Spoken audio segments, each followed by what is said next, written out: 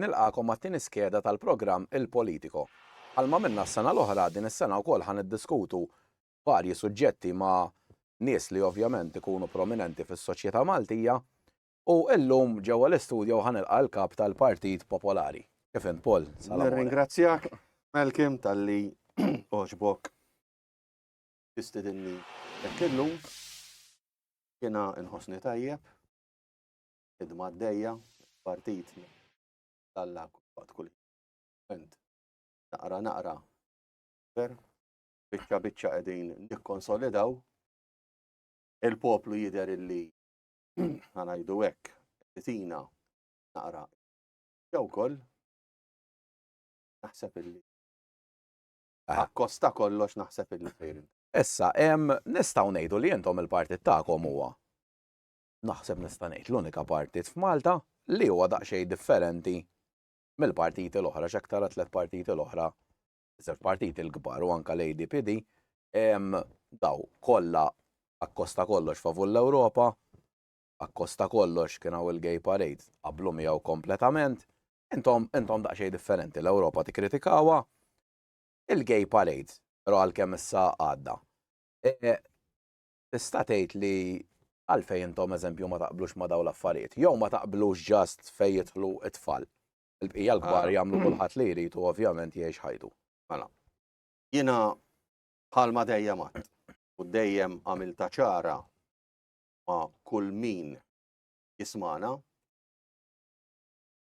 aħna nemmnu u l-bniedem għandu dritt li jgħix ħajtu kif. Dik hija ħajtek jekk tħoss li jekk tgħix hekk dik deċiżjoni. U ħadd m'għandu jiġġudikak jew jikkritikak jew jiżżufjetta bik għax inti għażilt li tgħix ħajtek b'mod li inti rajt li kien ngħidu hekk konvenjenti għalik jew għax xtaqt tgħid. Mela dik biex nagħmluha ċara l-ewwel. Aħna bħala partit illi għalkemm konservattiv nemmnu illi kulħadd għandu dritt ħajtu kif. L-unika ħaġa li aħna ma naqblux illi inti il-ħajja privata tiegħek tagħmilha pubblika. Sorry, jiena miżżewweġ u għandi tifel. Ma mhux noqgħod intella l-bnadar fit-triq u ngħid illi jiena miżżewweġ u għandi tifel. Ngħix ħajti daqshekk. Punta basta. Oħra li jiena ma naqbilx magħha hija li bil-fors irridu nindoktrinaw it-tfal. Ħallhom it-tfal jgħixu. Ħallhom igawdu l-infanzja tagħhom, polija tagħhom, iż-żożija tagħhom. Għandhom ħajjithom kollha biex isiru jafu ċertu affarijiet. Għaliex irridu minn ċkunijithom irridu nindoktrinawhom. Għaliex? Għaliex? Jiena bħalma pereżempju anke l-festi, jiena minix delettant tal-festi, però nemmen illi l-festi huma kultura, huma tradizzjoni ta' Malta. Anke l-lob tan-nar nemmen li għandhom jiġu protetti u imħarsa bħala kultura u tradizzjoni tal-pajjiż. Fil-fatt jiġu eluf ta' turisti. Appuntu. Però iva anke fil-festi nara ċertu affarijiet illi mhumiex diċenti, speċjalment meta joħorġu fit-toroq jimmotettjaw iridu jixorbu jiridu jiskru. Jibdew jiġġieldu kliem ħażin, il-bies aħjar ma nibdewx nikkummentaw fuqu. Sewwa u mbagħad tara tfal hemm f'nofshom. Jiddispeċini ċertu affarijiet tgħidla allura inti dittatur, le mhix kwistjoni ta' dittatur, hija kwistjoni ta' diċenza. Illi hawn Malta il-kelma diċenza illum laqqas nafu biss is-sinifikat tagħha. Nowhere to be seen, nowhere to be heard of. Għalhekk jiena nemmen illi l-ħajja privata ta' dak li jkun għandha tibqa' privata. Issa jekk inti trid toħloq ġurnata li fiha tiċċelebra il-jum speċi ta' li għall-argument inti ħadd id-drittijiet kollha li kien jistħoqlok li kienu bid-drittijak illi toħodhom, iċċelebra ġurnata. Għamilha b'mod diċenti u titniżel fil-kalendarju bħalma jitniżlu affarijiet oħra. Imma li inti bir-rispett kollu jiena għandi ħbib tiegħi li huma gays u mhux ħaniddejjaq ngħid jiġifieri għandna membrijiet tesserati magħna li huma gays, huma gays konservattivi, huma stess, meta jiena saqsejt l-opinjoni tagħhom, għallu li no, għalli ma tarax, għalli mmur il-gay pride, għalli ma lajjena, għalli ma tarax. Voldri inti dejja taraħħa li events bħal daw qed jiġu hijack dilhom minn 4 gruppi Iva. li donnu l-gays bil-fors iridu jitfawhom kollha f'keffa waħda. Bil-fors Eżatt. kulħadd qisu donnu jrid joqgħod jiġri barra nofsu erwien. Ħantik eżempju, bniedem, raġel, huwa miżżewweġ ma' Olandiż, jgħix barra, u meta jiġu Malta, ovvjament, ikun hemm xi żewġ okkażjonijiet fejn jiena u l-mara noħorġu niklu magħhom. Qabel ma jiġu, il-partner tiegħu jgħidlu din id-darba Paul ħajjiġi jekol magħna għax da raġel konservattiv, raġel struit, raġel ta' skola, u tgħix kemm jieħu pjaċir jitkellem miegħi u jiena altrettanto ġifieri għax da jaf jitkellem fuq kollox, fuq politika, fuq storja, fuq kultura, tradizzjonijiet. U jħobb jaqsam l-idejat. U ukoll kontra daw l-affarijiet. Għalli no, għalli aħna ma jinteressanix, għallina il-ħajja privata tiegħi hija tiegħi. Għalli ġifieri jiġi ħadd ieħor u jiġi jgħidli biex nagħmilha pubblika. Għalli le, għalli l-ħajja tiegħi ħajja tiegħi.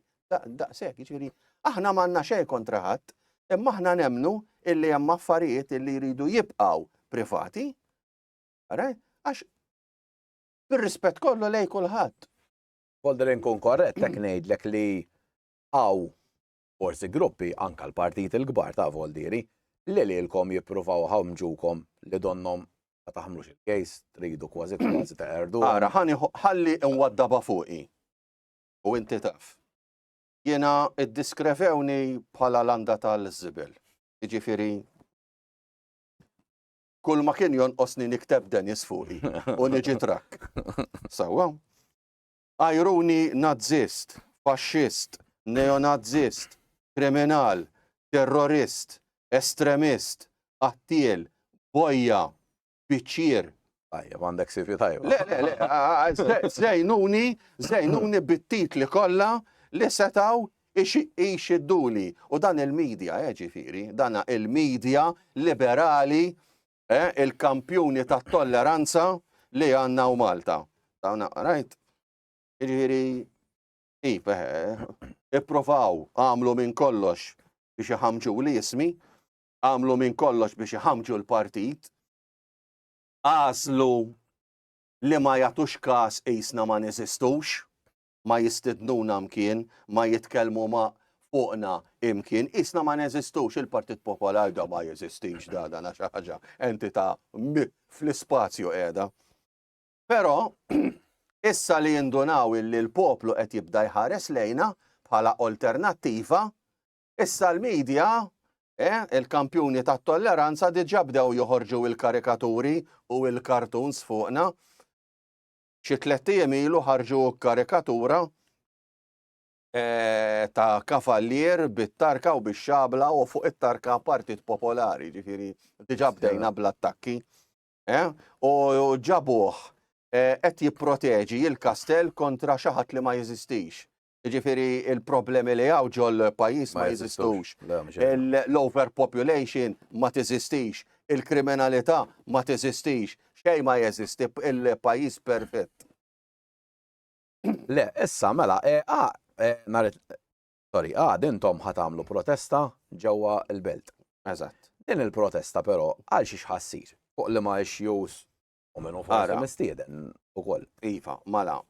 Il-protesta qiegħda fuq skala nazzjonali. Ħatkun l-ewwel waħda sewwa li Iva, di tkun l-ewwel protesta li tkun organizzata 100% mill-Partit Popolari. Stidinna lil kulħadd biex jiġi għaliex. Għax aħna nemmnu li anki jekk ma taqbilx magħna, imma għal Malta u għal futur ta' wliedna naħseb in-nies għandhom jattendu.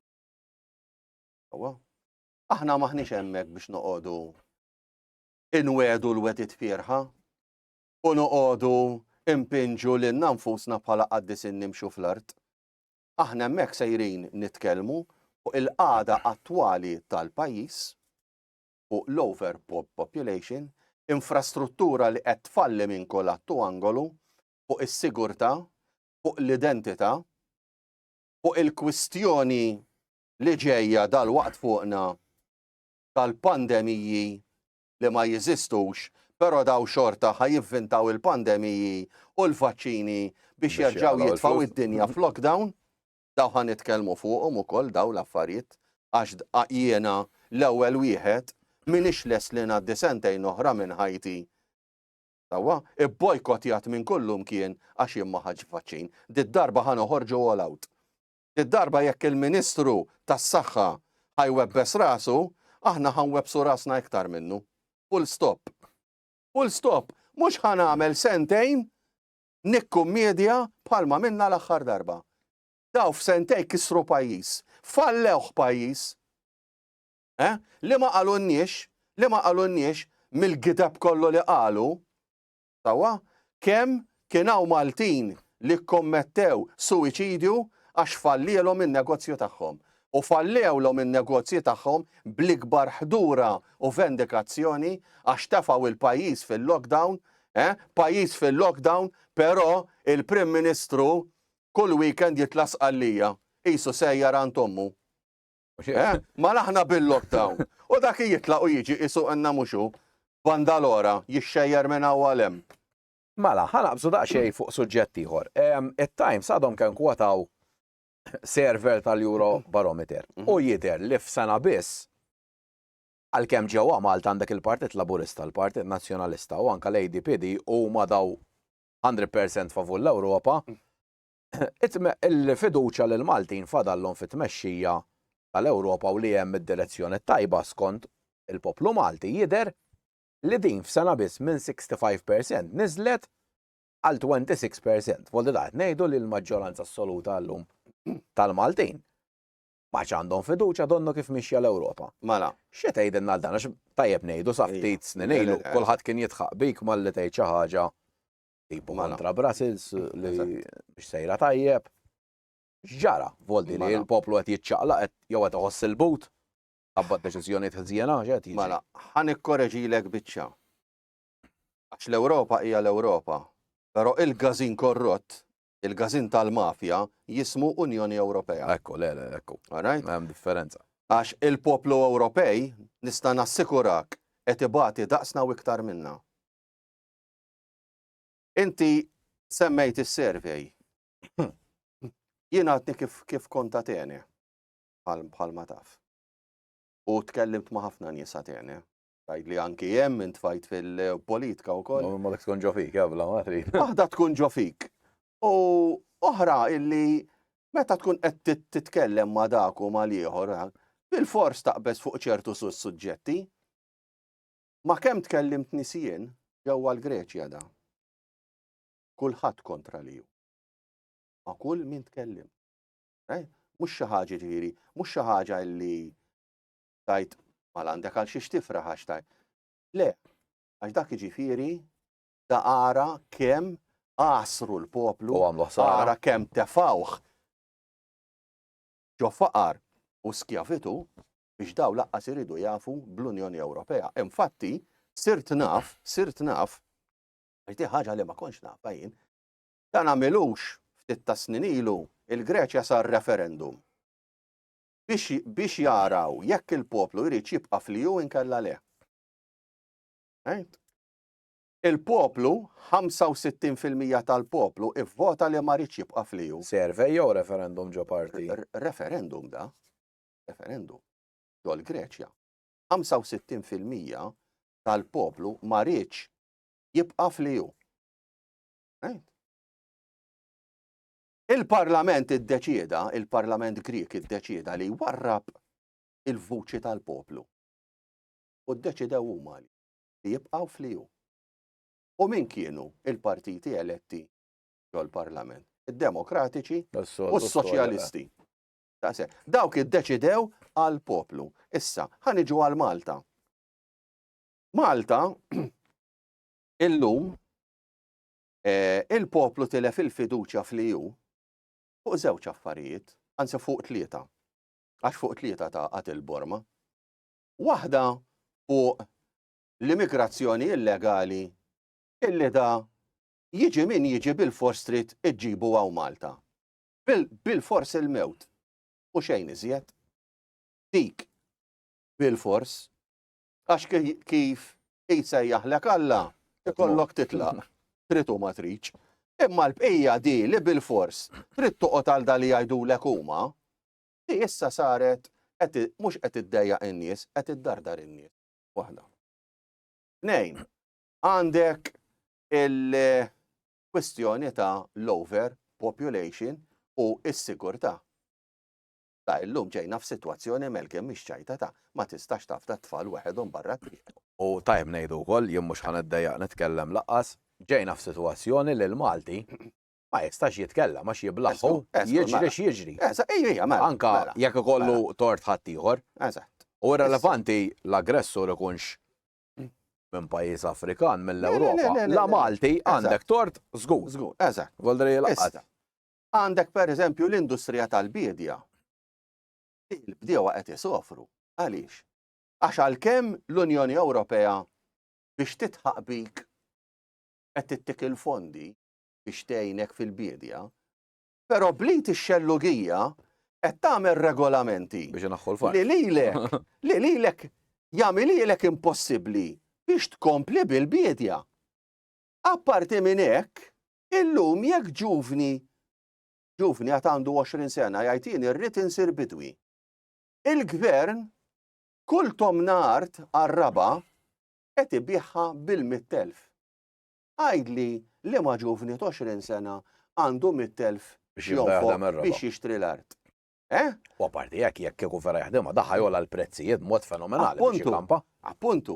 Ma allura meta inti tqis daw l-affarijiet kollha,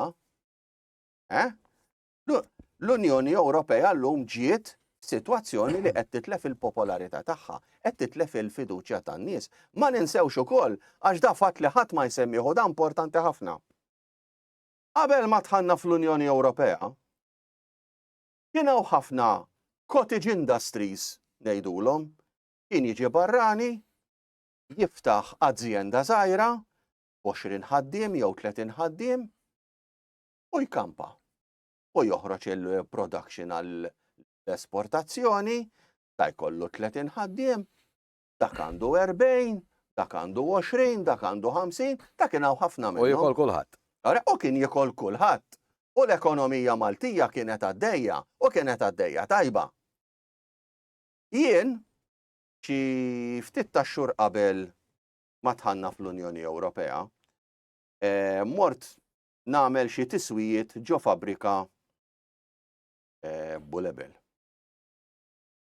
U jiena u nsewwi hekk għall-isma' għalli taf il xi ħadd li jrid jixtri l-impjant kollu li għandi hawn għalli second hand, għalli mhux qed nitlob ħafna.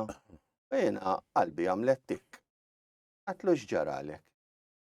Għalli għax jiena ma ġietx wertitu iktar inkompli Malta. Għalli jiena sejjer Tunes minn hawn. Għalli għax hawn kif nidħlu fl-Unjoni Ewropea, għalli ħaniġu bl-istess regolamenti tal-Unjoni Ewropea. u ħajamluhomna diffiċli biex inkomplu noperaw minn hawn Malta. Għatlu iġifieri inti bissejjer, għalli le, għalli kemm hawn għalli cottage industries, għalli dak kollha l-barra. Iġifieri da tlifna kollha industriji żgħar. Li kienu tajjeb ngħidu kienu jirrispettaw ukoll il-ħaddiem dak iż-żmien. Jirrispettaw, kienu jżommu Parti mill-familja kienu jżommu hekk. Lil ħaddiem Malti kienu jżommu hekk. Jiena naf ħaddiema li kienu jaħdmu fil-cottage industries u llum qegħdin jaħdmu mal-kuntratturi għax daw xi ħaġa jridu jagħmlu. Meta jibdew jgħidu u jirrakkuntaw kif kemm kienu stmati ma' żgur għal dak iż-żmien ma' daw in-nies, tibda hemmhekk tibda tgħid u mbagħad tistaqsi xi tħanna nagħmlu fl-Unjoni Ewropea. Alright? Kwistjoni oħra li jiena dejjem insemmi u nixtieq nerġa' nsemmiha llum, aħna qatt ma kellna bżonn nidħlu fl-Unjoni Ewropea.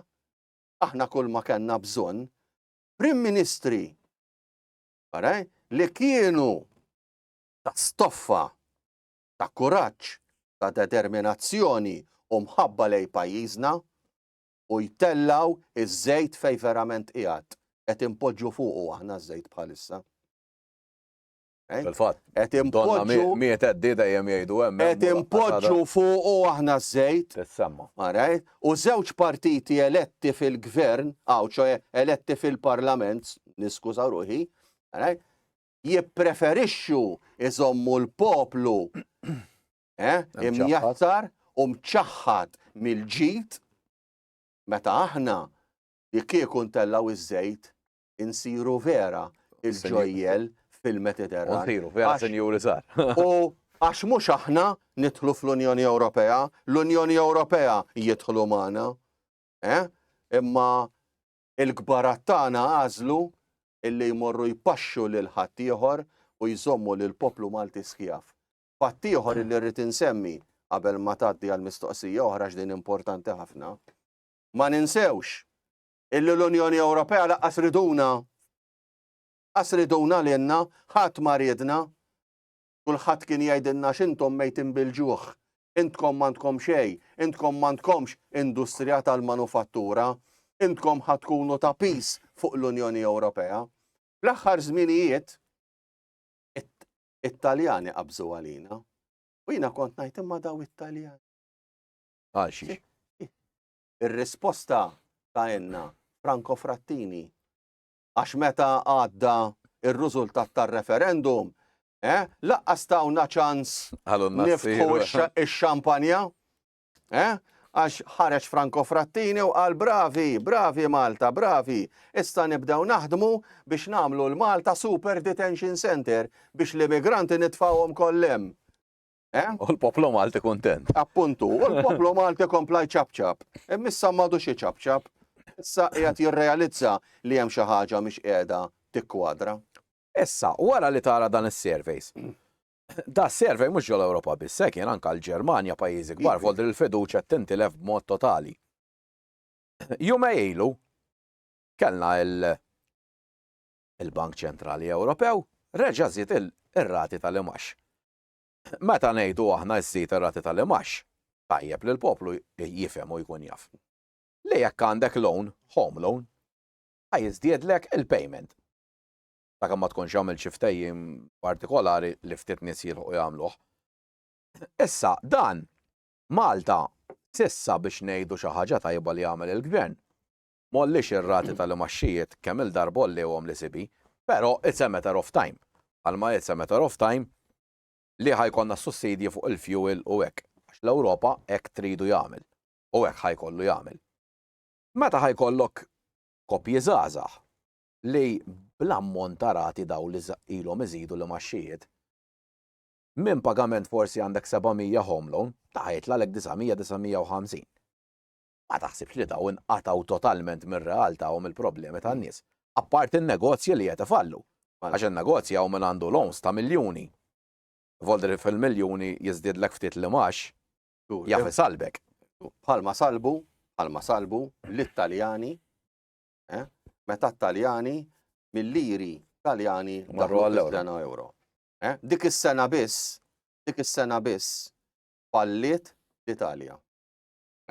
Mala inti għat is-sitwazzjoni fl-Ewropa, is-sitwazzjoni fl-Ewropa qiegħda hekk. Ġermanja falluta. Daħlet fir-recession tant li issa l-lejla stess ġejt informat u rrid niċċekkja fuqha illi x'aktarx il-Volkswagen se tagħlaq il-bibien. Hemm ċansu mhix kompetittivi fil-vera. Waħda. Franza għada qed fil-wiċċ għax Franza tipproduċi il-currency għal pajjiżi Afrikani. Kif l-Afrikani Kif jidru li qed jagħmlu għax diġà ħajjiffurmulaw u jinaqdu mal-BRICS il-currency illi qed tipproduċi Franza għal pajjiżi Afrikani u mbagħad jistgħu jużawhom bħala toilet paper u Franza tfalli wkoll. Għax Franza m'għandha xejn speċjali iktar minn ħadd ieħor. Spanja qed iżżomm fil-wiċċ xi kultant ħomajnata u terġa' titla' grazzi għall-industrija tal-turiżmu li għandhom li hija b'saħħitha. L-Italja falluta, l-Italja tant hija falluta, jiena nista' nitkellem iktar minn ħafna nies hawn Malta. Tgħidli għax int espert le. Bħalma taf jiena ili tul dawn l-aħħar kważi 40 sena naħdem mal-kuntratturi u nixtru ħafna apparat u għodot mill-Italja, speċjalment in-Nord, fejn għandek il-krema jew kien hemm il-krema tal-industrija ġewwa l-Italja. Jiena kont il-ħadd żmien fejn il-kumpanniji kienu kollha Taljani. Bil-mod il-mod bdew deħlejn ix-shareholders Amerikani. Bl-iskop illi jisirqu it-teknoloġija tagħhom u jfalluhom. U meta qalbu u daħlu fiż-żona euro, iktar ġew kostretti Italjani biex idaħlu partners Amerikani magħhom, b'riżultat illi llum il-kumpanniji li xi darba kienu Taljani għandek 40% minnhom għalqu, l-oħrajn kollha 51% shareholding Amerikan. Jiġifieri l-industrija fl-Italja hija moribonda. biex nżidu ukoll pajjiż ieħor li qiegħed ukoll f'reċessjoni huwa l-Olanda, foldi meta tara dal-pajjiż il-kbar. Kollha din f'reċessjoni u għall-Iberia il-medja biex il-mainstream ovvjament biex jiena fil-fema tiegħi turi kemm di m'għadha xejn qed tirrapporta l-fatti, daqs li jekk ma jiġri xejn. Fodi għandek Ewropa l-Eurozone f'recession, jew daqqa kważi f'recession, l-ekonomija mhix tikber biżżejjed, il-prezzijiet qed jisplodu, n-nies mhux ilaħqu, għandek miljuni ta' nies qed jispiċċaw bi problemi serji, ir-rati ta' suwiċidju qed jiżdiedu u għall-medja donnu ma jiġri xejn. Biex naraw. Għax inti il-medja illum il-ġurnata qed tieħu l-fondi tal-Unjoni Ewropea. Mhux hekk. Mela daw la qed jieħdu l-fondi biex ikattru u jipproteġu il-multikulturalizmu, il-progress u il-kosmopolitanizmu. Daw ma jistgħux jiftu ħalqhom, apparti mill-fatt illi meta inti għandek pajjiż serju, pajjiż san, pajjiż b'saħħtu, pajjiż li qed jimxi kif suppost, pajjiż mingħajr kriminalità, ma jinbijawx gazzetti ħabib. Mhux hekk. Għax ma jkunx hemm stejjer x'tirrakkonta, imma meta jkollok pajjiż bħalma huwa Detroit u l-Bronx għax Malta hekk ġabuha, il-gazzetti tarhom mimlin kollha stejjer, allura l-medja hekk iridu pajjiż infarrak ħalli iktar ibijaw gazzetti. Mela, jidher ukoll li fl-Ewropa nafu daw li l-Ewropa ħarġet favur l-Ukrajna akkosta kollox. Avolja l-Ukrajna kien l-iktar pajjiż korrott li jeżisti ġol Ewropa u kellhom biżibilju ta' issues daw foldi l-oppożizzjoni għal t-TV stations kollha li jew ukoll għalqet l-istazzjonijiet Russa kollha biex foldi l-Ewropew jisimgħu naħa waħda dik id-demokrazija ovvjament li tant jipritkaw Brussels Però għalkemm għamlu dan kollu, f'dan is-servel tal-Eurobarometer jidher ukoll li f'sena biss is-support li n-nies kienu qed jagħtu lill-Ukrajna naqas ukoll bin-nofs. Fodra n-nies donnu qed jindunaw li isma' biex ħinlejla qed aħallik bil-ġuħ biex nagħtu l-armi l-Ukreni fl-aħħar mill-aħħar qed jirriżulta tal mu jsir xejn. Għax ir-Russja b'saħħitha kienet anzi tkompli tissaħħaħ finanzjarjament. In-nies donnu qed jindunaw ukoll. Vol dire meta tar inti da l-Ewropa koll da taħwit kollu li hemm ġoliju. Eħx taħseb naqra fuq għad il-biċċa. Mela, inti semmejt il-kriżi tal-Ukrajina. Jiena mhux ħanidħol min għandu tort u min għandu raġun. Għax aħna pajjiż neutrali, suppost għalkemm minn neutralità kissirnija, affiġnija u qattajnija biċċiet, imma aħna bħala Partit Popolari irridu nżommu id-neutralità u nirrispettaw għall-aħħar sal-aħħar sekonda il-Kostituzzjoni tagħna. Mela. Però ħansemmi l-fatti. Da kien hemm żewġ trattati qabel ma l-Ukrajina għadu kienu l-indipendenza, kien hemm żewġ trattati illi jekk l-Ukrajina trid tingħaqad ma' xi blokk terġa' tiftaħ in-negozjati mal-Federazzjoni Russa biex tingħaqad magħhom. U jekk trid tibqa' indipendenti, tista' tibqa' indipendenti, però bażi tan-NATO ma jista' qatt ikollhom. Dawk kienu żewġ trattati. Dawk għad diġà qegħdin hemm. It-tieni punt huwa illi da minn xejn bniedem illi kien idaħħaq in-nies fuq il-palk temta żewġ minuti biċċa president ta' pajjiż. Xi ħaġa li jien personalment li imdaħħal fil-politika tul dawn l-aħħar 35 sena naħseb għandi dritt nagħti opinjoni fuq politika. Anke kommenti. Jiena ma nistax nifhem da kif bniedem illum qed iddaħħaq in-nies fuq il-palk għada spiċċajt president ta' pajjiż u mhux ta' pajjiż komuni għax tinsiex l-Ukrajina forni il-qamħ kollu li għandha bżonn l-Amerika. Għax l-Amerika ma tipproduġix biżżejjed qamħ biex titma' lill-poplu tagħha, għax m'għandhomx l-industrija tal-agrikultura tagħhom l-Amerikani hija mbażura għax l-unika prodotti sura illi jikbru huwa fis-sawt. Fin-nofs desert u fin-nord silġ. Ġifieri huma li għandhom ta' produttività huwa s-sawt. Mal-inti mal-ħaġ president ta' pajjiż jew tpoġġejt bħala president ta' pajjiż. Le, pajjiż taċċajt għandek ir-responsabbiltà. L-Unjoni Ewropea kienet ilha snin titzika, ovvjament bil-vera sidien tal-Unjoni Ewropea jixbdu l-ispak u daw jaġixxu bħala pupazzi. Ovvjament ir-Russja dejjem qadet kwieta. Il-provokazzjonijiet. Imma meta mbagħad dawk il-provokazzjonijiet dew jiġu realtà, imma mbagħad hija. Mbagħad għandek għażla x'tagħmel, jew ħatibqa' pupazz imma tagħmel xejn, jew inkella taġixxi. Issa jiena mhux ħanajt jekk kellux raġun jew tort il-invada, biss da ma nistgħux inwaħħlu it-tort kollu fuq ir-Russja għax l-ieħor għandu t-tort tiegħu wkoll. Tant għandu tort l-ieħor.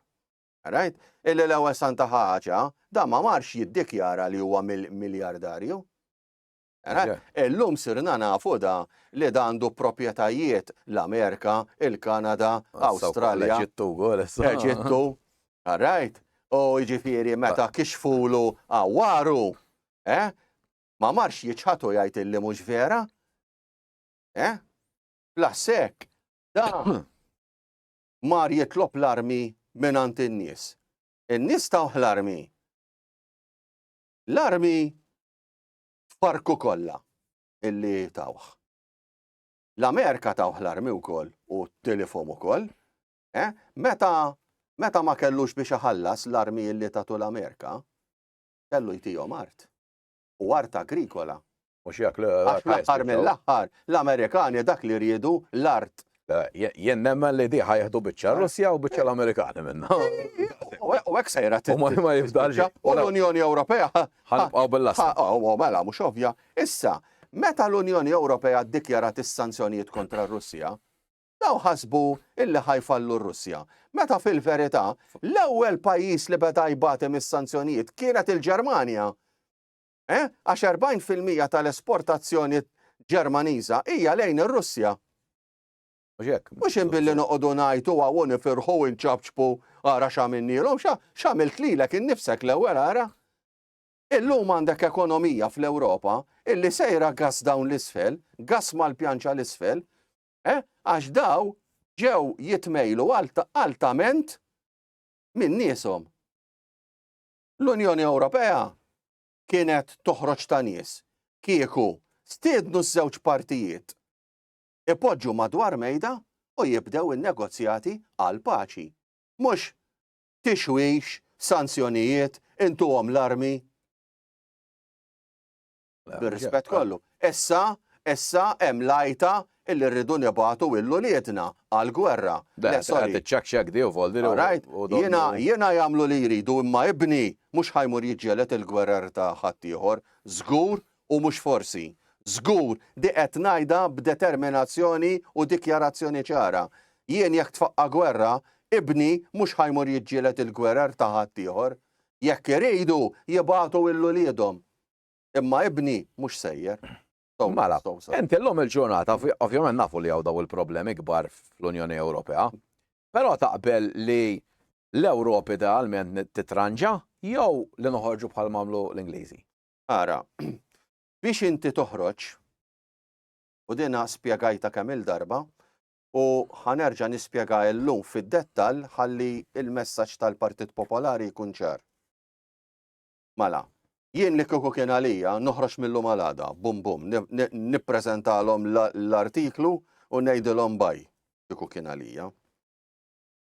Imma il-problema hija ħafna iktar minn hekk għax biex toħroġ tant il-boloħ tagħna intrabtu b'affarijiet u trattati u t-trattat ta' Lisbona u t-trattat ta' Dublin u affarijiet oħra li qas biss nedejaw fuqhom u Alla biss jafdaw tul da snin kollha x'marru jiffirmaw u x'obbligi fil-verità għandna illi llum ma tistax taqbod u tajt tlaqt ċaw. Mela, il-Partit Popolari x'qiegħed jgħid? Il-Partit Popolari qed jgħid hekk. L-Unjoni Ewropea bit-triq li qabdet ħajja twila m'għandix. ħafna qed jgħiduha. Ħafna qed jgħiduha u issa anke statistiċi politiċi ġewwa l-Ewropa qed jgħidu illi l-Unjoni Ewropea ma baqalix iktar minn 15-il sena. Mela. X'inhu d-dover tal-Partit Popolari f'dan kollu? Id-dover tagħna huwa dan. Illi aħna ejja ngħidu għada ġiet elezzjoni u tal-Partit Popolari jigverna l-Malta. Ir-rwol tagħna, id-dover tagħna huwa li nsaħħu l-ekonomija kemm nistgħu. Nibnu riservi kemm nistgħu. Nagħmlu minn kollox biex ir-riservi tagħna nerġgħu inġibuhom għalli kienu. Jekk jista' jkun anke miż-żona euro noħorġu u nerġgħu għall-lira Maltija. Biex meta taqa' l-Ewropa, aħna ma naqgħux magħha. Għax kif aħna bħalissa, jekk għada taqa' l-Ewropa, naqgħu aħna. Aħna mhux naqgħuta. Mutu. Aħna mhux naqgħuta. Aħna naqgħu ġodabien. Bla font. Nsibu ż-żejt. Għas iż-żejt ma nsibu mbagħad. Ħanajdlek. Tiftakar meta imbnew il-baċiri ġewwa l-Marsa sabu id-dabien kemm tafaw konkos u l-konkos ma jafux fejn mar, snin damu jitfaw il-konkos hemm, hekk jiġrilna aħna għax naqgħu ġod dabien u ħadd ma jsibna bis-sitwazzjoni li qiegħda Malta llum. Issa, fl-aħħar sena min irid ikun oġġettiv u mhux volti jaraħħa bħala politika biss. Fl-aħħar sena u nofs. L-Ewropa rat sena ta' rekord ta' inflazzjoni, rekord ta' immigranti illegali li daħlu fl-Ewropa, rekord ta' djun tal-pajjiżi, riċessjonijiet, għandna prattikament għal kemm sissa ma daħlux in-nies fi gwerra mar-Russja, donna wkoll qed jippruvaw gwerra ekonomika issa maċ-Ċina ukoll l-ECB u l-rati tal-imax qatt mollihom daqshekk voldi lin-nies iktar qed ikollhom jiddejnu dal-affarijiet, għandek nies li żgur da favur l-Ewropa kien Romano Prodi qal l-Ewropa ġiet irrelevanti fuq wiċċ id-dinja. Kenna l-iskandli tal-Qatar Gate, ma nafx għadek tisma' xi ħaġa biha di donnu mitkollox. U kenna wkoll ftit ilu l-iskandlu tal-vaċċin li kif qed tajjeb inti da ħoloq id-drittijiet tal-bniedem ta' ħafna nies, kellhom nies joħduh bil-fors biex jaħdmu, inkella ma tistax taħdem negozji fallewhom, però l-istess nifs għadu kemm politikanta li hija parti mit-tmexxija tal-EU, Roberta Metsola u Ursula von der Leyen, però Roberta Metsola rebħeddi kont it-Time Magazine li hija waħda mill-iktar persuni influenti fid-dinja. Issa, tajjeb ngħidu wkoll, għax ħafna nies ovvjament ma jfittxux, li l-owner tat-Time Magazine huwa persuna li qiegħed fuq il-board tal-World Economic Forum. In-nies probabbli ma jafux x'inhu l-World Economic Forum, da jintaqgħu grupp ta' nies ma tellagħhom ħadd u daw jiddeċiedu l-policies tad-dinja. Fosthom daw kienu qalu li you will own nothing and you will be happy. Sas-sena 2030 da m'għandniex qed ngħidu aħna xi ħafna l-bot. Daw huma l-istess nies li jridu il-farming jeqerduh biex nibdew nieklu l-ikel u l-laħam tal-laboratorji li hemm nies li investew flushom f'dan il-World Economic Forum. Allura inti meta tara dal-affarijiet kollha x'donnu Malta.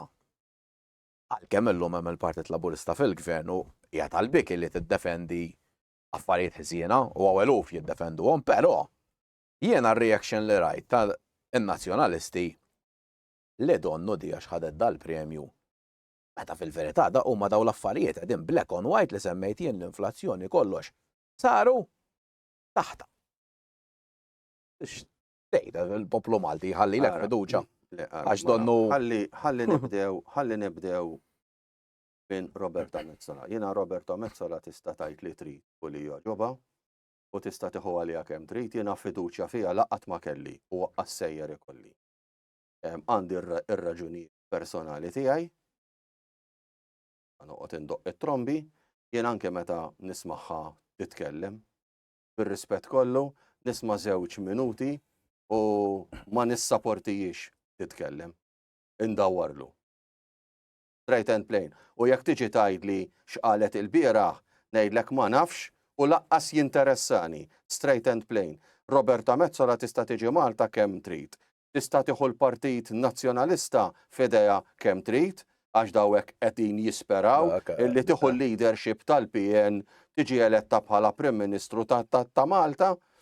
Sawa, jiena tagħmel li trid didej li issir Prim Ministru ta' Malta, Malta ngħidilha l-omor. Sawa, u għandi ir-raġunijiet tiegħi il-għala. Issa, rigward il-World Economic Forum, dawk huma is-sidien tal-Unjoni Ewropea. Li kien attakka Nigel Farage meta qallhom intom min intkom. Min poġġikom hawn, min ivvotalkom, ħadd ma vvotalkom, mela kif tiġu hawn u tippretendu illi tiġbdu l-ispak u l-poplu jobdi. Nigel Farage ma kienx miġnun. Nigel Farage kien jaf x'kien qiegħed jagħmel. U bir-rispett kollu lejn kulħadd, la ma rnexxilux 25 sena Nigel Farage jirranġa l-Unjoni Ewropea, ħadd mu se jirranġa. L-Unjoni Ewropea trid tibqa' mixja kif inhi mixja. U wara li tfalli kontinent u tfalli ta' vera, l-Unjoni Ewropea tisfaxxa fix-xejn. U dak hemm 15-il sena oħra, jiġifieri għalija. Palma qed tgħid inti, nobody will Own nothing and people will be happy. And you will be happy. Xiġifieri da, dina diġà smajni għaddoq din il-ampjena. Anki hawn Malta, meta ftit tal-ġimgħat ilu wieħed fażolu liberali qal li misna ngħaddu liġi hawn Malta illi l-uliet ma jistgħux jirtu. Għal xiġifieri da jirtu il-proprjetà, forsi jrida ħadd ieħor. Sewa, mala jiena inkun ħdim tali għaddar. Ħallejta l-uliedi. U inti ħadċaħadni minn dak id-dritt biex imbagħad tieħu d-dar tiegħi inti u tagħmel biha li trid inti. Dawn affarijiet li qegħdin iseħħu Malta, qegħdin jiġu ppjanati minn taħt u ħadd ma qed jinduna. Issa meta mbagħad infaqqaw il-liġi gustuża u l-Parlament jekk mhux kollu kważi kollu jaqbel magħha u tgħaddi l-liġi, u mbagħad nibdew naraw il-Maltin jikbu. Għax missieri kellu villa u jiena ma nista' nired xejn. U nafu għalfejn il-proprjetajiet ħajjiġu konfiskati, u nafu għalfejn aħna biex igawdu l-iżviluppaturi. Mela, issa f'Ġunju li ġej hemm l-elezzjonijiet tal-Parlament Ewropew. Qed ikun mistenni li ħajkun hemm xi ċaqli għax donnu iċ-ċentru ma ħadimx. Dik hija realtà ma nista' nidha fl-aħħar mill-aħħar inna ma nafx kemm il-sena ċ-ċentru jmexxi daqqa ta' pars il-Labor u daqqa ta' pars il-Nazzjonisti, però fil-verità daw huma ċentristi tnej jagħmlu li jgħidulhom. Allura jidher li ż-żewġ estremi jisom ħajżidu fil-dik. Intom ħad ikkontestaw l-elezzjonijiet jew le? Ara, din hija mistoqsija li jagħmlu wieli ħafna nies. Ħanibdew l-ewwel minn di taċ-ċentru mhux ċentru. L-ewwel nies din il-politika taċ-ċentru di ma teżistix. Din ħolqu erba' imbeċilli biex la jfuħu laqqas jintnu. Int jo temmen f'ideal, jo temmen fieħor, ma tistax temmen biċċa minnaw taqqadhom biex tiġi ċentrist. Iċ-ċentistri huma l-iktar nies ipokriti u faċċoli li qatt ħalaq Alla. Jekk Alla ħalaq ipokrita, semmih ċentrist. Daqshekk. U da wara li jagħmlu snin jitnejku bin-nies, illum in-nies qegħdin jindunaw illi ċentru mhux vera jeżisti. Inti jova, m'hemmx triq oħra. Inut li ħatoqgħod tilaba tal-qaddis u dik u ieħor. Tawa, issa.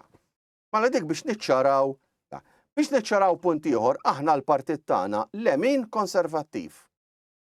U maħniex ħanimxu minn dak il-punt, maħniex ħanamlu U-turns, maħniex ħanbidlu il-pilastri tal-partit tagħna. Min irid jiġi magħna jitlaq it-twemmin tiegħu u jiġi magħna. Aħna maħniex ħanamlu kompromessi ma' ħadd. Full stop. Aħna il-pilastri tagħna huma dak li huma u dawk se jibqgħu. Issa għajd li estremist kemm trid, għajd li faxxist kemm trid. Ma jinteressanix u ma jimpurtax. Dik it-triq tagħna, dik it-triq illi ħadna u fuq dik it-triq serin immexxu. Biex niġu għal punt tal-MPs. Mela, aħna partit illi twilidna sentejn u nofsi. Mela, jien mill-ewwel ġurnata illi kont iffurmajt il-partit. Il-membri fondaturi għattilhom ħaġa. Għattilhom jien qabel ma nikkonsolida il-partita u Malta minix ħammur navventura barra minn xtutna. Għaliex? Għax jiena ma nistax inlaħħaq hemmhekk u maw. Apparti il-fatt illi dana jekk ħanoħroġ jien u ħajoħroġ Norman Lowell bħala il-lemin ukoll, naqsmu il-vot. Għalfej sejjer naqsam il-vot, jien min jien biex naqsam il-vot. Min jien biex ngħid le, stal dak imfotti, tax issa noħroġ jien. L-irġulija mhux hekk. Hemm punt ta' irġulija, forsi jiena inġenwu għax nemmen bl-irġulija, però hemm punt illi jekk inti verament temmen illi hopp il-Malta, mela ejja nħallu għalissa il-min joħroġ għall-MPs joħroġ għall-MPs. U aħna għalissa nikkonċentraw fuq Malta. Biex tkabru l-dak tagħkom ġewwa Biex Malta. l-ewwel nies irridu nkabru il-partit u nikkonsolidaw. Iktar milli tkabbar Melkim, inti trid tikkonsolida. Ma tistax toħroġ t'avventura hemm barra mingħajr ma jkollok bażi soda Malta. Issa bir-rispett kollu. Ejja ngħidu jien niġi elett. Jien noħroġ għall-MP u niġi elett. Ta' hemm barra mhux ħatamilha max-Sharks ta'. Hemm barra ħatamilha ma' mafja organizzata illi jdaħluk ġolbut, joħorġuk, jitfawk ġo kexxun u joħorġuk mit-tielet wieħed minn hemm. Ta' min ħatamel xejn magħhom. Mala jien jekk għandi l-enerġija, ejja ninvestijaw Malta biex nirranġaw l-affarijiet hawn Malta. Il-poplu bil-mod il-mod qed jibda jiftaħ għajnejh. Trid is ħaġa. Aħna qed noħduha kontra kultura politika illi l-aħmar u l-blu ilhom hawn 140 sena u 150 sena. Ma tistax tbiddel dik il-kultura mill-lum għal-għada. Mala, aħna irridu nkunu paċenzjużi biżżejjed biex aħna nippritkaw it-twemmin tagħna bil-mezzi li għandna, bil-ftit mezzi li għandna, għax mezzi bħal m'għandhom iż-żewġ partiti l-kbar, aħna m'għandniex. Tawa, imma bil-ftit il-ftit, forsi mhux bir-rata illi nixtieq, però bil-ftit il-ftit, iva, il-partit qed jissaħħaħ u qiegħed jikber. Il-followership qiegħed jikber, tawa, u nerġa' ngħidlek nirringrazzja lil Alla kull waqt kull ħin u kull mument issa qed insibu saqajna. Però ma nistax naqbod u nitlaq kollox hekk biex immur fiju. Għazzazik domandek ta' malaj. Inti trid ovvjament is-soda ġewwa Malta. Ikkonsidraw forsi l-qoddim ukoll il-Kunsill Lokali jkun first stepping stone għal. Iva, infatti bħala Kunsill Lokali. Ovvjament iktar faċli n-nies jivvotaw ġo Kunsill milli. Mela bħala Kunsill Lokali għandna minnu ħireġ fil-kunsilli. Għandna kandidati illi għalissa jippreferixxu għalkemm jissapportjaw lilna, però jippreferixxu joħorġu bħala kandidati indipendenti wkoll.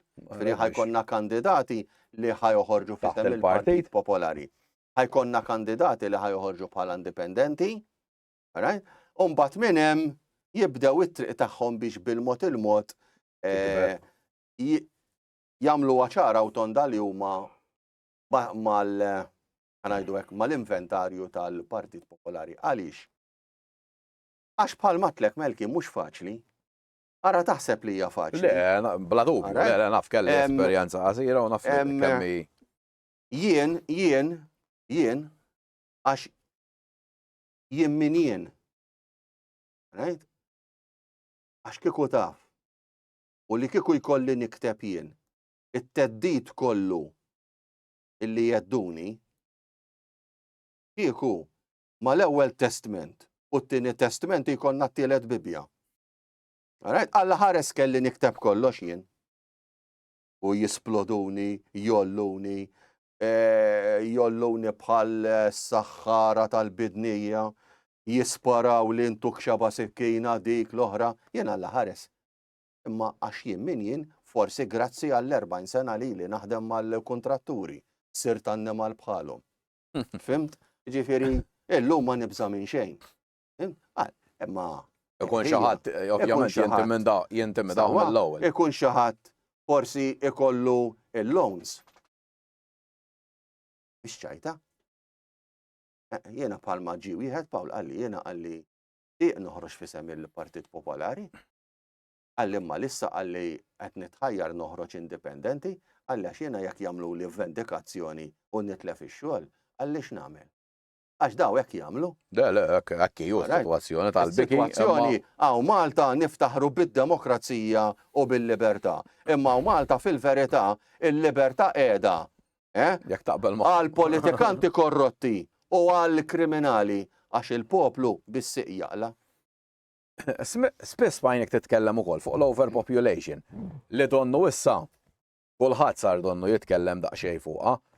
Saħan sitra anke l-Prim Ministru qal speċi issa li jibdew jitilqu ma nġibux iktar, alla volja dom ġejjin bil-mijiet kuljum, imma enti da taħseb li vera ħajsolvi il-problema jew biex jitmellaħ bin-nies għax darba ġejja l-elezzjoni tal-Ewropa. Kull meta tersa elezzjoni nibdew bil-kambjamenti u nibdew bil-dik it-taparsi imħabba lej pajjiżna, nibdew bid-doveri lej pajjiżna, nibdew nerġaw noħorġu ċekkijiet u iż-żidiet u nerġaw niftħu l-applications biex jidħlu iktar nies mal-gvern, is-soltu storja. Però l-verità hija illi ż-żewġ partiti illum huma proprjetà tal-iżviluppaturi u l-big business. Iritaw ma jistawx jagħmlu u jaġixxu skont il-polz tal-poplu, daw iridu jaġixxu u jieħdu deċiżjonijiet bil-fors kif jiġi iddettat lilhom mill-big business. Mela, da mu veru xejn. Da qed jaqbdu erbantietif li qegħdin Malta illegalment biex jagħmlu xowbieħ ta' bħalma bniedem. Qabdu ħifotti fil-meter tal-dawl, intellaw immanettjat il-qorti namlu xowbieħ, inġibuh fuq il-gazzetti kollha. U l-partiti fuq €1,000,000 kontu għadhom għaddej. U għadna kif smajna skandlu bħal dak.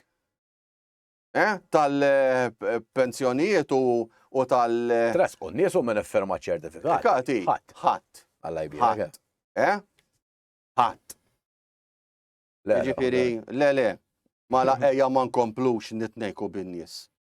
Issa problema oħra li qed igergru ħafna nies fuqha u tinħass mal-pajjiż kollu hija l-infrastruttura.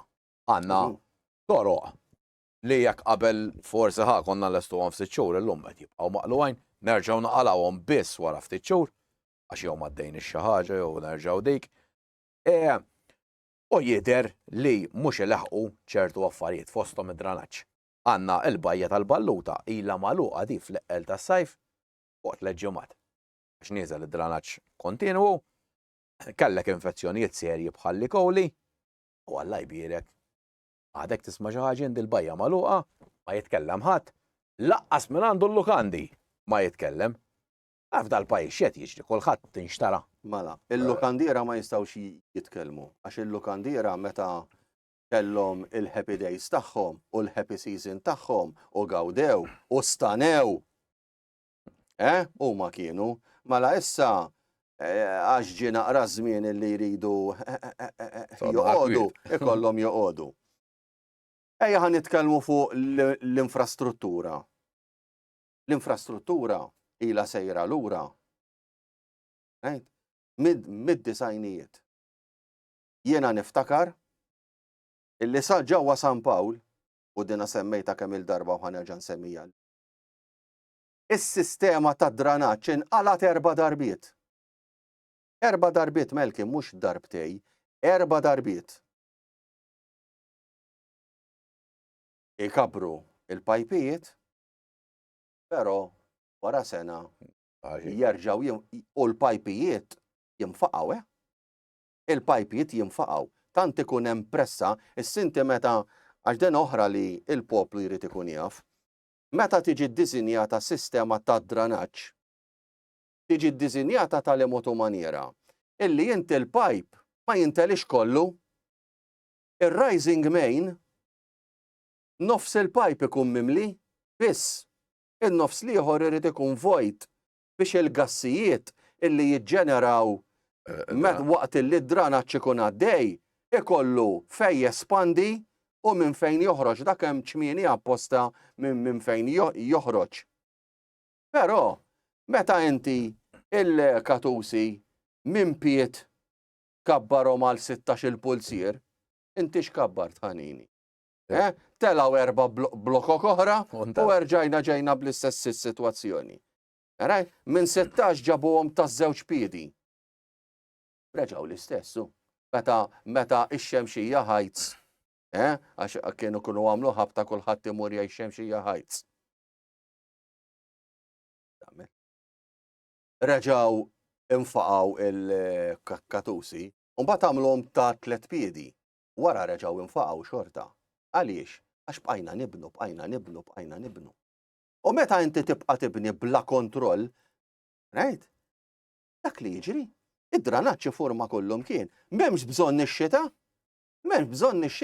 Jiena jiċempluli nies u jibatuli messaġġi nies, bir-ritratti id-dranaġġ iffawwar għal ġol basements tagħhom. Ħireġ minn ġol fili. Ġifieri dan għandek id-dranaġġ għaddej fit-triq, katusa nfaqat, over pressure, u daħal jidħol għand in-nies. Le, u ifimni, jenni ngħidha wkoll, però donnu ma nafx jien dal-poplu. Le, ara, Malta hija nfassla biex tilqa 500,000. Mhux iktar. Kif taqbes il-500,000, jiena ma jinteressanix x'jgħidu l-iżviluppaturi, ma jinteressanix jgħid il-big business. Right? Għax dawk ħolqu ekonomija. Illi di, jekk m'intix ħadd komplettija l-faham, il-ferrovija tieqaf. Mala aħna qed imbagħtu il-konsegwenzi ta' 4 ħallelin, ta' 4 użurpaturi illi dawraw biss ċħajdaħlu fil-botuma, xtraw il-min kellhom jixtru, biex huma jkomplu jistanew. U ġew jitnejku altament mill-andament tal-pajjiż. Il-Greċja, sirt naf issa dal-aħħar meta kontem, hemm gżejjer illi l-popolazzjoni tagħhom huma ta' 50,000 ruħ. U fihom daqs Malta daw, għalihom ukoll 50,000 ruħ huma ħafna fuq gżira ta' 17,000 mil. U aħna ġejna 800,000 u. U aħna ġejna 800,000. Ma rridux jammettu għax din hija oħra, ma rridux jammettu illi l-popolazzjoni telat sa 800,000. Anzi jagħmlu snin jitnejku bina u jgħidu le 550 u le 600,000. Meta mu veru xejn, għaw Malta jekk ma qbiżnihomx ġa, għaw kważi 800,000 ruħ. Apparti t-turisti. Żgur, dawk il-visiting population. Jien minix qed ngħidlek daw, jiena qed ngħidlek il-mijiet ta' Indjani li qed jiġu ta' kuljum jaħdmu Malta, jew minn pajjiżi tal-tielet dinja, qed ngħidlek għar-refuġjati, immigranti illegali, dak is-70,000 Libjani li kienu ġew fi żmien l-asqi ta' Burmarrat. Meta daw ġew bil-viża ta' nies morda, meta daw ma kien veru xejn illi daw morda, daw telqu minn hemm biex ġew kuti hawn. Għandek nies illi ġew mill-pajjiżi tal-Ewropa tal-Lvant u Malta ġibnija Bronx. Għax int ma tistax tħallat il-kulturi, ma tistax. Kull fejn tħaltu l-kulturi, il-pajjiż tfarrak. Jien għadni ġej minn Pariġi. Marzu li għadda kont Pariġi jien. Waħħaxt Pariġi. Jiena kont lajtem. Meta kelli 12 sena, 14, kienet taxqek Pariġi. Illum titwerwer Pariġi. Għastoħroġ xerdu posti. Għastoħroġ. Imma ngħidu fiċ-ċentru, fejn għandek l-Arc de Triomphe u it-Tour Eiffel. Mek, il-prime tourist areas. Biex tidħol, jgħidlek daqs terrorist, jfittxulek. U Marzu li għadda, kont qed nitkellem ma' wieħed Franċiż li kien magħna għax tlajna għal biex nikkommemoraw l-anniversarju ta' Jacques de Molay. Għalli hawnhekk, għalli hawn kollha ġejja pedestrian area għax qegħdin jibżgħu illi one fine day jimlew van kollu bombi u jibqa' dieħel fih. U dak naħa waħda tolqot u taf kif jinżel blu. Mela, problema oħra wkoll li tfaċċa dal-aħħar ftit xhur tista' tgħid. Hija l-żibel li qed jinġabar l-iskart minn ġodjar. Da sa ftit ilu kien responsabilta tal-konsilli lokali, il-gvern għal xi raġuni neħħa dik ir-responsabilità mill-Kunsill li tefaħħa fuq ir-reġjuni biex jisu jkollu iktar kontroll. Issa ovvjament wieħed jagħmel kalkoli u għalfejn irid il-kontrollu. Tal-di.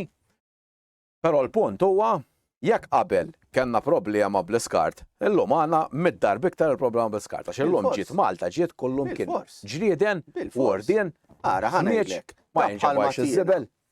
Da bħalma tiena ftit tal-jemilu. Jekk inti għandek blokk appartamenti, blokka ta' gallinari, għandek 20 gallinar.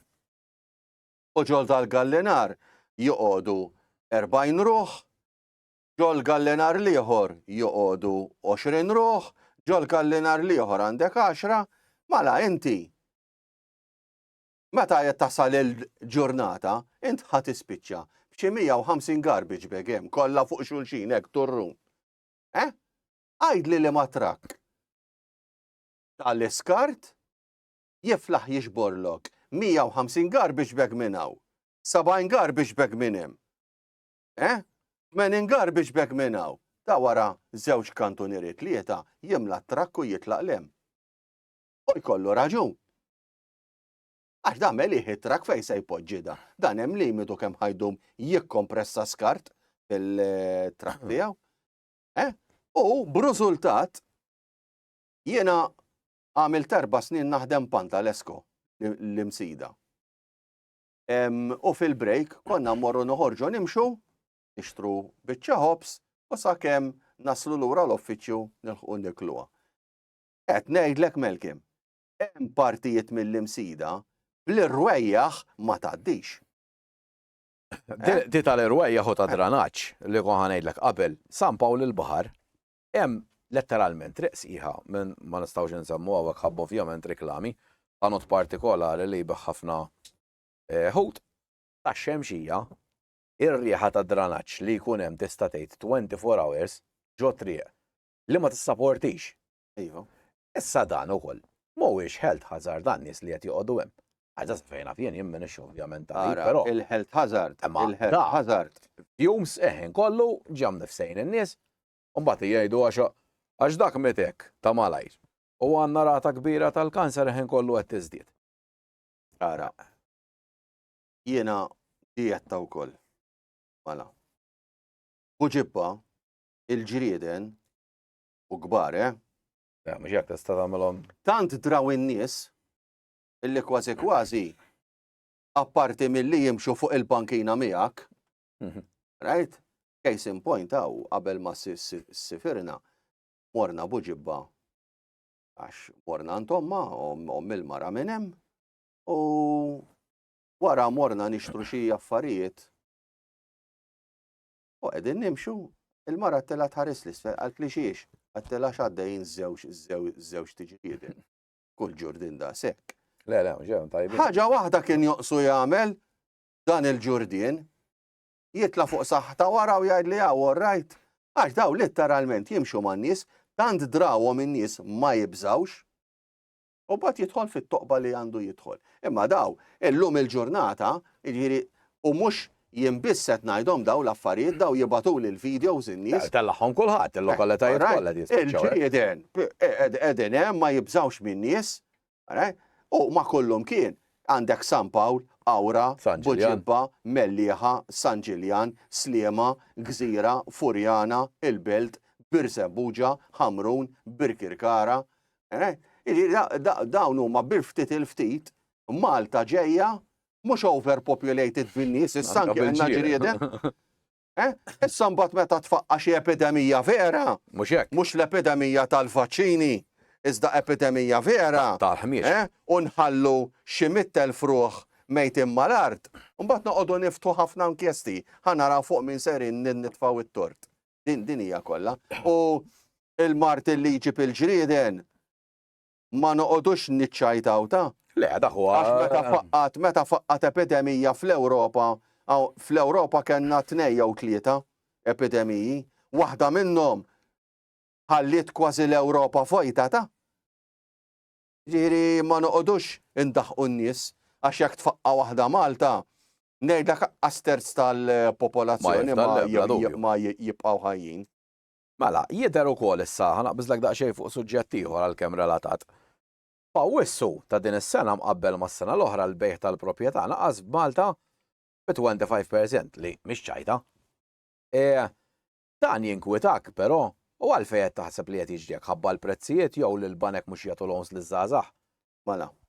Jew nies anke mhux jarawh. Għax inti tajjeb ngħidu meta tixxi post $250,000 ħadtu bil-bank jiġik $500,000. Żgur ukoll. Għalkemm il-kirjiet ingergru li €1,000 huma ħafna. Però biex tiġbor int 500 miljun, 500,000 €1,000 fix-xahar, għandek snin twal. Alla u għertiet int għadek tinvesti fil-bini jew le. Mela, ħalli nibdew l-ewwel punt. Il-beħ tal-proprjetà kulli ton, għax il-flus naqsu. Kemm lokalment u anke barra. Barra l-flus naqsu. Għabba kienu konna foreign investment jiġi xtara. Li jiena l-foreign investment qatt ma qbilt miegħu, ġifieri, tu sejjitol. Jiena kontra li jiġi barra jixtri proprjetà Malta, għax hawnhekk kulħadd jitkellem minn għajnu. Aħna ma rridux ninsew illi aħna laqqas pajjiż maħna. Aħna blata. Dawn l-17 mil li aħna li għandna li qegħdin marsusin fihom dawn l-17 mil. Kemm ħandumu nbijaw proprjetajiet? Kemm? Malta ġibnija proprjetà tal-barrani. U minix qiegħed inniċċaj tagħmel kim. Meta ħaġa li qatt ma ħareġ hawn Malta huwa survey ta' kemm il-barranin xtraw proprjetajiet Malta. Niggarantilek jien.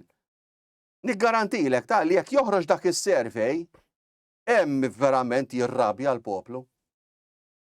Ma inti għandek dak waħda.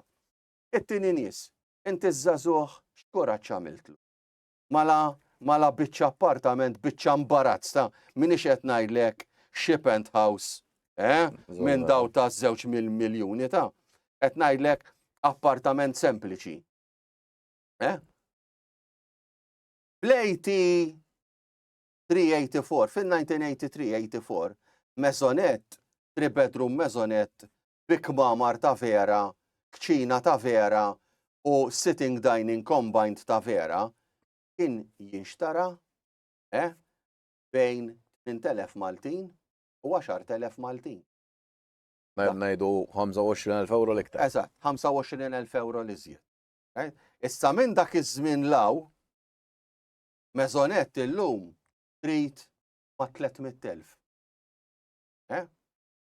Meta toħroġha bħala persentaġġ Tal-paga. ta' kemm li tilpaga minn dak iż-żmien sissa, laqas jibda. Qas jibda. Mala apparti mill-fatt illi llum kamra tas-sodda, mhux qed ngħidlek il-kamra tal-banju għax il-kamra tal-banju llum tidħol bil-qudiem. U terġa' toħroġ blura x'aqqas għandek fejn iddur. Għali għandek naqa' problema. Qed ngħidu fuq kamra tas-sodda, llum il-kamra tas-sodda kemm tpoġġi s-sodda. Jekk jibqa' post mal-ġemp jitfalek naqra dressing table żgħira hekk gustuża għax fuq il-pjanta kollox joqgħod, meta mbagħad tiġi biex titfal l-affarijiet attwali hemm tibda tinduna kemm daħqu bik. U mbagħad biex ikompli iktar jitħaq bik jagħmillek niċċa hekk. Jgħidlek dik hija l-walk-in wardrobe, niċċa. Dawk huma il-bini tal-lum. U mbagħad barra jitfalek daqsxejn ta' kamra mhux ħażin ta' ġifieri. Biex ħatilha il-5-a-side fiha. Ma temxi ġi passi. Fejn jgħidlek hawnhekk tagħmel il-kċina, is-sitting u d-dining. Open plan, kollox open plan. Ma lejn qed nara t-television u r-riħa tal-ikel ġejja. Illum kollox hekk. Imma mela kif tridhom iż-żgħażagħ jixtru? Meta tinsiex għandek 60% taż-żgħażagħ fuq il-paga minima. U l-eluf li qed jitilqu barra l-pajjiż ukoll. Għażdik tajb ngħidu, Le, dika konġeja li wkoll. Mela għandek iż-żgħażagħ li ma jistgħux jixtru. Anke min huwa stabbilit jaħsibha darba darbtejn tlieta qabel ma jiċċaqlaq għax dak li għandek taf x'għandek. Jiena pereżempju, jiena d-dar tiegħi mibnija bil-franka. Ġebla soda. Tgħid mhux ħammur ngħixlek ġo gallinar mibni bil-bricks. Aqqas jekk ituni tlieta b'xejn u jgħiduli nnifidhom, ngħidulhom le grazzi sieħbi. Jiena ħajti rrida. Għadni ma ġbajtx minna ħajti. Għax Alla ħares niftħu fuq affarijiet oħra, imma insomma. Mela, domanda oħra hija, il-livell ta' korruzzjoni tista' tgħid li hawn bħalissa jiena qatt ma niftakar li hawn dat-taħwit kollu li hawn bħalissa sa jiena għandi 45. Dejjem kien hawn il-verità. Volti li mhux ħanqogħdu nduru mal-lewża ngħidu hawn min jgħid taħt in-nazzjonalista ma kien hawn xejn. Kien hawn. Imma ma naħsibx li kien hawn ta' kuljum b'mod kontinwu f'daw il-livelli. U daħlu, u daw nexxilhom idaħlu l-oħrajn kważi partners magħhom. Għax dik ir-realtà. Id-domandija fuq l-oppożizzjoni hawnhekk għax donnu. L-oppożizzjoni jien naf anke kien hawn dal-iskandlu tal-pensjonijiet u hekk. Għamlu naqra ta' protesta mill-lum għal-għada biex donnu jisu kollu dik, qed jissemmew li hemm ukoll xi nies involuti li huma nazzjonalisti f'dil-biċċa. U mit kollox fuq. Il-Partit Nazzjonalista fil-verità. Kif hawn dawn l-issues kollha u donnu ma jsemma f'xejn. Ma jistax Melkin. Jiena ili 30 sena. Li għanajdu hekk 30 sena minnhom fuqhom dejjem post manageriali. Jiena l-korruzzjoni taħt in-nazzjonalità rajta u missej. Ma kontx involut dawk l-affarijiet. Jien aħjar mejjed bil-ġuħ f'kantuniera milli naf illi lira. Ħadd jista' jgħarek biha, jew jirrekattak kif qed jiġri. Mela jiena il-korruzzjoni taħt in-nazzjonalisti rajta wkoll. Ma tantx forsi kienet tidher għax in-nazzjonalisti avukati. Duru mal-lewża. Biss, kienu jagħmlu? Jekk pereżempju hemm xi biċċa taħwida, jidħlu huma idaħlu laburist magħhom biex ħadd ma jista' jiftaħ ħalqu. U il-Labor fi żmien sant kienet waħda mill-ikbar problemi li kellu ma jistax jiftaħ ħalqu. Għalhekk waqa'. Għalhekk waqgħu insomma tiegħu stess. Jiġifieri infatti Joseph Muscat ma telax blajta tal-korruzzjoni, tela blajta tal-immigrazzjoni illegali, kriminalità, u l-arroganza. Dak kollu li l-lum il-pajjiż jereq fih. Ġifieri qatt ma kien jajjarhom bil-korruzzjoni. Għax ma setax. Issa llum meta nkixfeddi tal-social benefit tal-400 fix-xahar, sewwa. Tittaljen wara inkixef l-iskandlu tal-pensjonijiet ta' żmien il-Gonzi PN. Mela allura dawn qegħdin f'sitwazzjoni. Iva kxifni, imma jiena mbagħad li kxef tiegħek ta'. Allura ħadd ma jista' jiftaħ ħalqu. U għalhekk huwa importanti u mhux importanti illum ġiet Malta tinsab sitwazzjoni ta' force majeure. Għaw Malta, jekk l-affarijiet ħajibqgħu sejrin kif huma sejrin, dal-pajjiż ħajkrolla. Ħaniġu fi stat ta' anarkija u gwerra ċivili. U diġà hemm barra hemm rabja estrema. Qabel kien garr. Issa rabja u l-Malti igor. Il-garr ġie f'rabja. Imma r-rabja ġiet l-elezzjoni, ħriġna ftit ċekkijiet u ħarġu n-nies jifirħu għax għandhom biex jixtru pizza. Jew biex jagħmlu dwiefer. Ma jimpurtax. L-elezzjoni għaddiet.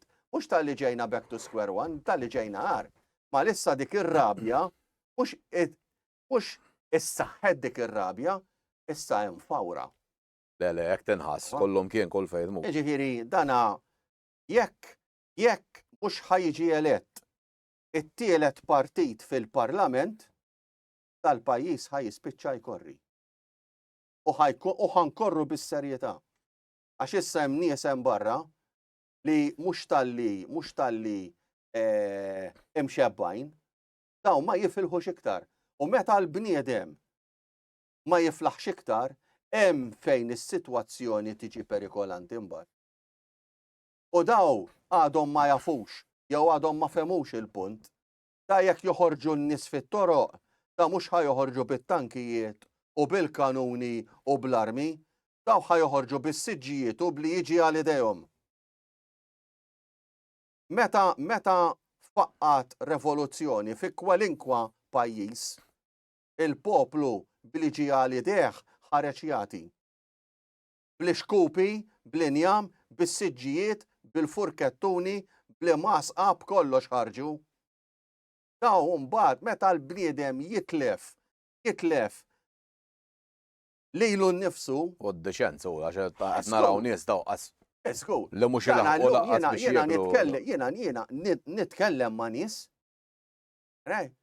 Daw in-nies qegħdin iħossuhom mhux li mhumiex stmati, mhux li ġew mitfajn bil-ġenb. Daw illum qed iħossuhom in-nies li ż-żewġ partiti għasruhom bħal biċċa tal-art. Għasruhom sakemm toħroġ l-aħħar qatra ilma ġol barmil. U mbagħad għal biċċa tal-art ramewha f'kantuniera hekk u ma tawx każ. Anzi, fuq il-biċċa tal-art tefgħu xkupa biex żgur il-biċċa tal-art ma titċaqlax minn. Hekk qed iħossu l-poplu llum. U din hija sitwazzjoni perikolanti. Illum hemm businesses li bil-mod il-mod qegħdin ifallu. Il-bieraħ kombinazzjoni case in point kont għand Tyron Munger. Għansemmi jismijiet, kont għand Tyron Munger. Għatlu kif inhi għalli jinse kolli noħroġ naħdem. Għalli llum inqermijak, għalli f'ġurnata, għalli bet aqtu z-zanafiti, jew wieħed xtara tal-ozzaba, jew xi tnejn oħra jixtru żewġ ċekċikiet żgħar, għalli ġejtin. Għalli da f'ġurnata ta'. Żgoda mhux qlieħ, ovvjament għax inti liħhom Għalli da f'ġurnata. Għalli jiena kemm il-ġurnata niflaħ nagħmel. Għalli infatti, għalli issa ftemna il-mara tieħu il-ħanut filgħodu, għalli jiena għalli ħanjob. Biex daħħal paga l-menu. Għalli l-menu ndaħħal paga. Għalli u kif taqbiż li ċinga għalli nagħlaq il-ħanut. Għalli nagħlqu. Għalli marriċ naf. Għalli marriċ naf. Għalli da fej qabel kont imbieħ tant. Għalli turnover għalli meta tbieħ, għalli għax inti dak. Baqt għandek spejjeż kbar trittati dak li huwa tal-aġent, trid tittieħel l-aġent. Mhux hekk trid tħallas il-VAT, trid tħallas il-35% taxxa, trid tħallas id-dawl, trid tħallas il-kontir. Kollha, għandek il-kont tal-mobile, il-telefon, l-ispejjeż kollha li għalawlek. Kollha, alright, għalli meta tara x'ħajibqa' f'idejk. Wert tmur taħdem. Ukoll dak meta kont imbieħ daqshekk għalli kważi ma kienx. Ma kienx jaħseb għalli jaħseb wara llum għalli li ġurnata għalli wara għalli s-sitta ta' filgħaxija. Għalli llum jekk daħlu 7 min nies, għalli inti s-7 wieħed illi. Għalli x'koraċċi. U din hija sitwazzjoni illi dawk il-65 idioti li għandna ġol parlament mhumiex qegħdin jagħtu każ, daw joxew jitajru bil-korruzzjoni ta' xulxin, accountability ta' xejn, il-pajjiż qed jereq, issa meta nweġġaw bis-serjetà, mbagħad naraw f'min noqogħdu nwaħħlu. Mela, l-aħħar domanda x'il-ħin skadjenna kważi. Kif taħseb li dan il-pajjiż jista' b'xi mod jitranġa meta tal-problema kollha li semmejna huma realtà llum? Ara, jiena semmejta kemm il-darba għax saqsewni ħafna nies. Jekk li kieku l-Partit Popolari illum ġie elett fil-gvern biex inreġġaw l-arloġġ lura għal dak li Malta xi darba kienet, għandna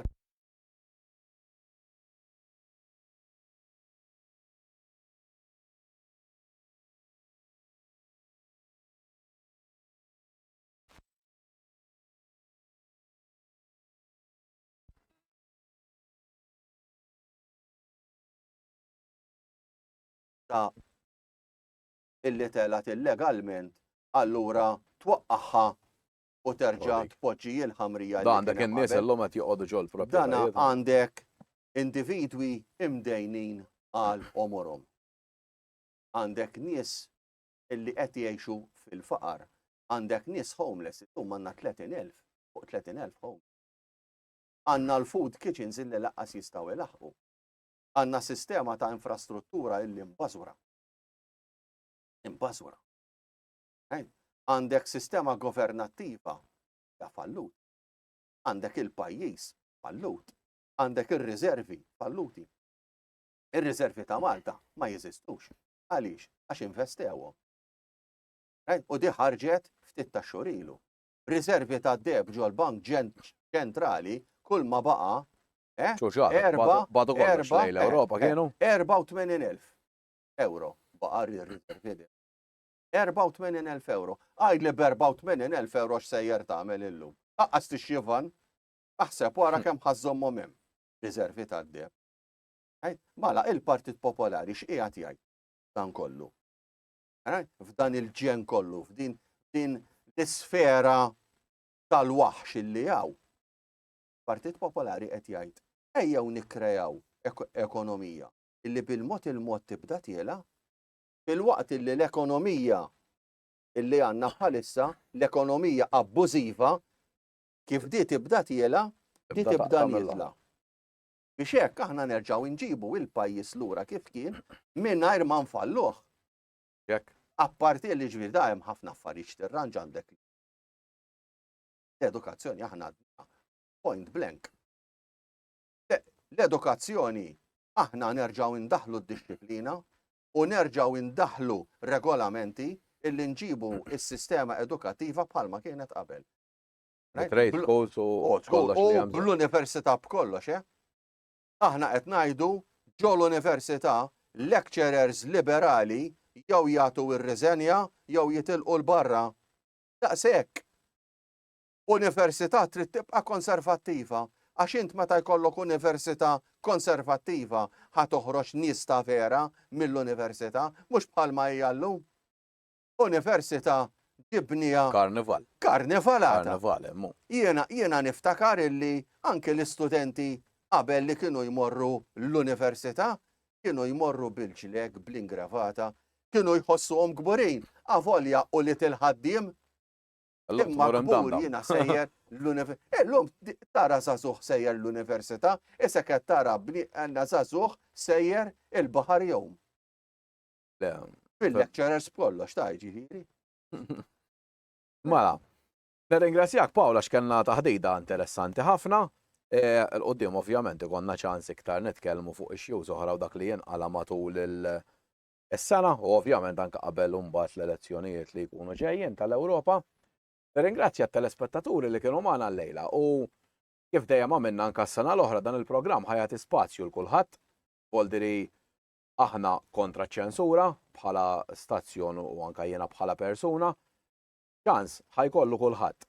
Mhux ħanagħtu ċans biss il-min jidhirlhom huma ċertu nies li għandu dritt jitkellem, għandu dritt jitkellem kulħadd b'responsabilità, kulħadd jerfa' mbagħad ovvjament il-pis ta' dak li jgħid, però ħajkollu ċans kulħadd. Anka partiti bħal PD ħanistednuhom ukoll nibatulhom email issa din il-ġimgħa stess biex ikunu magħna jekk iridu, issa ovvjament hekk ma jridux imbagħad problema tagħhom aħna xorta ħanibqgħu naħdmu u min irid jitkellem ħajkollu dritt kollu li jitkellem.